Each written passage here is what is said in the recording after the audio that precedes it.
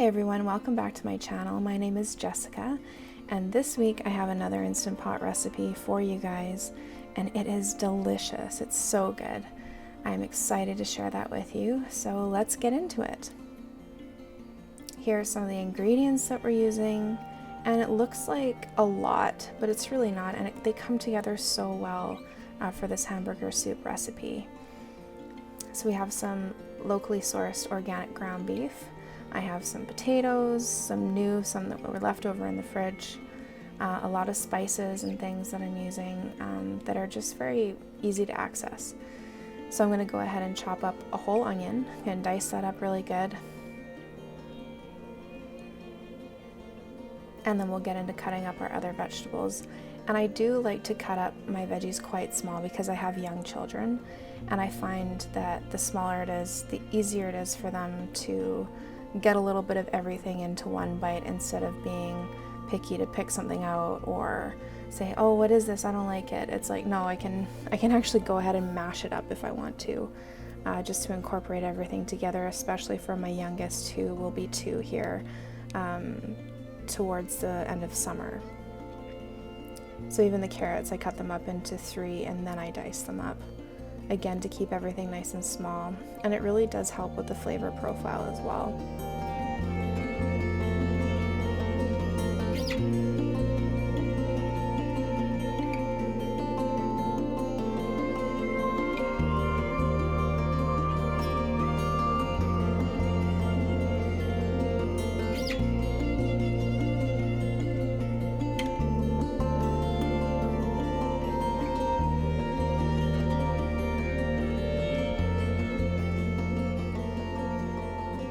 So when I was making this video, I had put my kids down for a nap.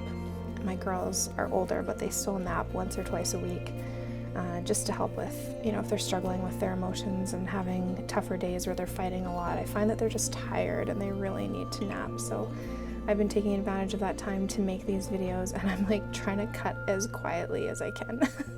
And I'm also taking advantage of every single space of this cutting board. Anybody else do that? Push the limits, try to carry all your groceries in one load? Well, that's what I'm doing here. I'm like, I don't want to dirty another bowl. I just want to get it all cut up. I have 1 potato left. Here we go. So I had to finish defrosting the meat. I'm going to turn the Instant Pot on saute, and then I'm going to add some oil here. And then I'll throw my organic ground beef. Now I would suggest using a really lean ground beef for this recipe. But if you're going to go organic and have it locally sourced, you're not going to be able to necessarily get it lean. So this recipe, I did drain a lot of the fat off, but I still found it a little bit on the greasy side. So if you have the option, go extra lean if you can, just specifically for this recipe. I will say though that it was so good. This is grass-fed organic beef from a farmer that we know, and it was excellent. So I'm going to lift it out here and go drain it.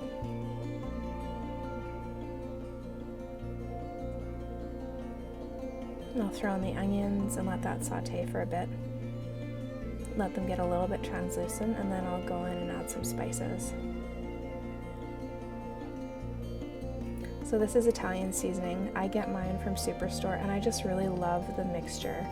It's called Italian style seasoning, and I will maybe in another video share with you the ingredients on the back. Then I've got a couple tablespoons of garlic powder. If you have fresh, you can use fresh as well. Maybe just 1 or 2 cloves. I'm going to add it in a little bit of the water just so I don't get the sticking on the bottom of the Instant Pot, because I'm still on saute right now.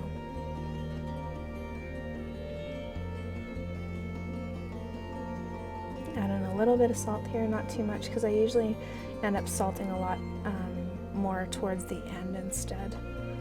Adding the rest of the veggies in, and I'm really going to give it a good stir and let that cook a little bit. And I'm actually going to turn off the saute function here soon. So it's about 3/4 of a can of tomato sauce. I think it's the basil tomato sauce. And I'm adding just a little bit of some diced tomatoes just to give it that chunkiness that you want in more of a stew style soup.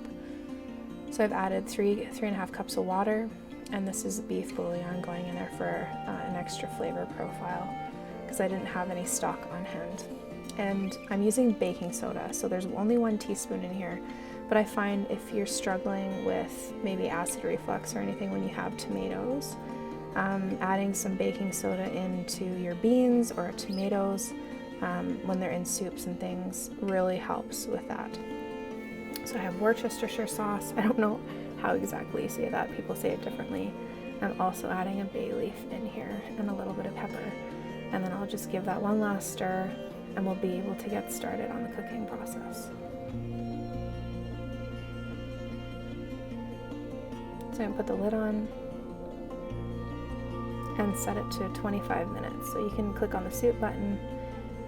Some soups take a little bit less time, but because we have the beef already cooked, it's not going to take that long. And I like 25 minutes specifically for soups. You can do it in 7, but I find the flavors really come out a lot better at 25 minutes. And I also had time to do that today.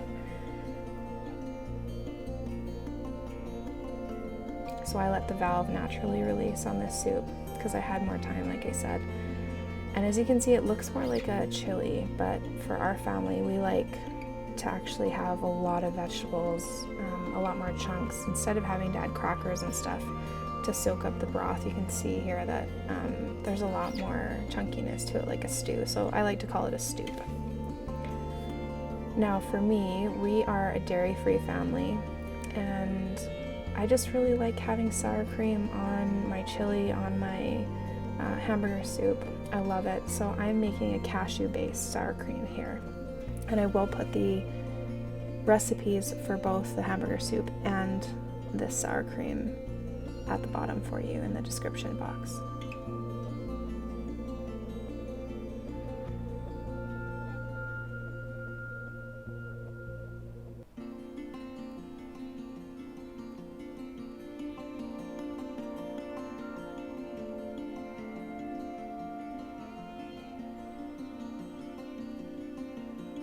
I'm going to blend that up, and when it's all done being blended, I'm just going to throw it in the fridge to cool down for about 20 minutes, half an hour, just so it's actually cold when I put it in the soup. It'll help cool it down for the kids as well.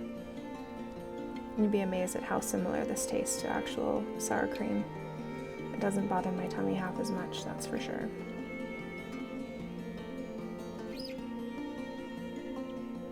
And you've got a pretty decent consistency. It will thicken up as it sits in the fridge as well.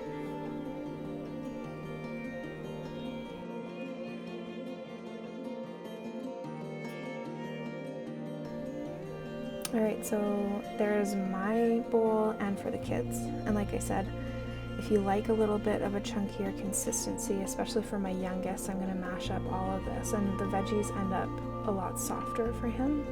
And with the girls, I probably won't mash them up as much because the chunks are okay for them. They're a little bit older. But sometimes he gets pickier with what he sees in his food. So there's a little dollop of sour cream on there, and for toppings you could add cilantro, parsley. I'm going to add some green onion. You could add dairy shredded cheese or vegan shredded cheese if you want to. And this is just such a good hearty recipe, you guys. I really hope that you try it and enjoy it. And if you do, feel free to comment in the comment box below and let me know what you guys liked about it. And I'm excited to show you another recipe coming up next week. Have a great week.